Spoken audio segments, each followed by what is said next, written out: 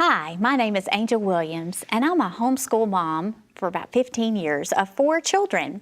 And today I want to talk to you about Abeka history. What I love about Abeka history is that it is written from, first of all, a Christian perspective. It keeps God in the picture. And you know what? When you remove God from the picture, you remove hope. And so we see history from a very positive view, a very hopeful view.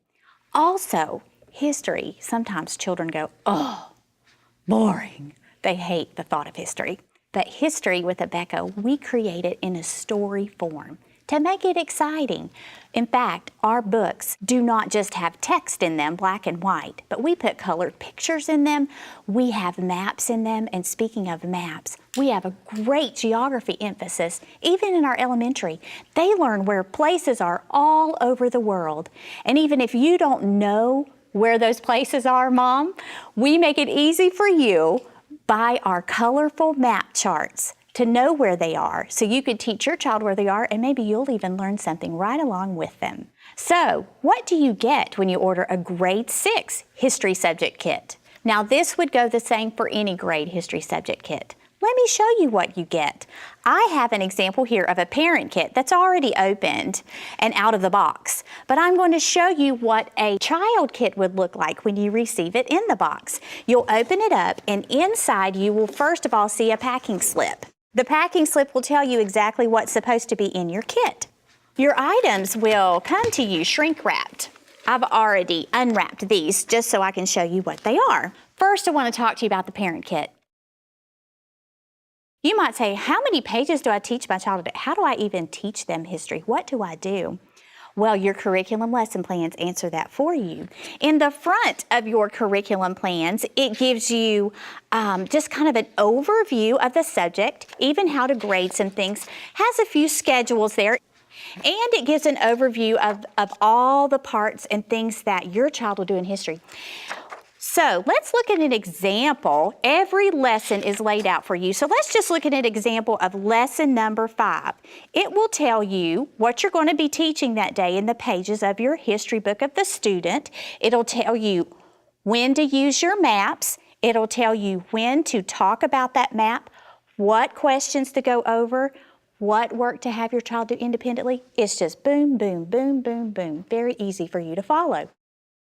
I'm going to show you the history book. This is the textbook for your child, but you also are going to be with your child using this text when you teach them the pages. You can choose to read it ahead of time and tell them the story, and then read it together, or you can choose to read it together first and then retell the story. When you open up the book, you can see that there are pictures. It's not just a bunch of black and white letters. There are maps inside, and there are what is called comprehension check questions.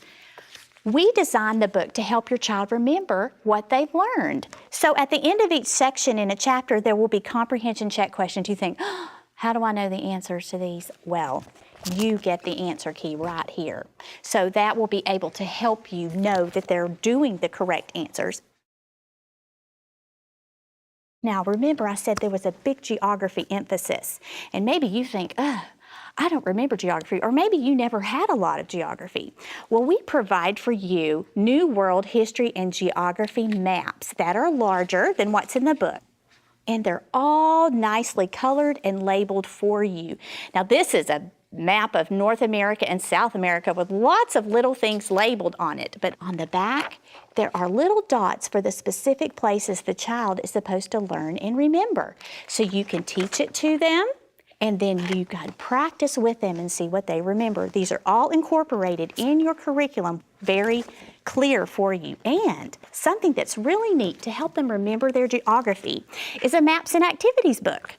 In the map and activities book, they may have a map, or they may have questions. So it's a whole variety of things. This is your book. This is the teacher key, so it has the answers in it. But your child book will be blank. They'll have even crossword puzzles. There is one in here. Here it is. There's crossword puzzles and things created for different questions about the map. So it's not just a boring one way to have to memorize a map. You also receive in your parent kit the answer keys to their tests and to their quizzes that they will take. One really fun thing that comes with the grade 6 history child kit is what's called a geography book.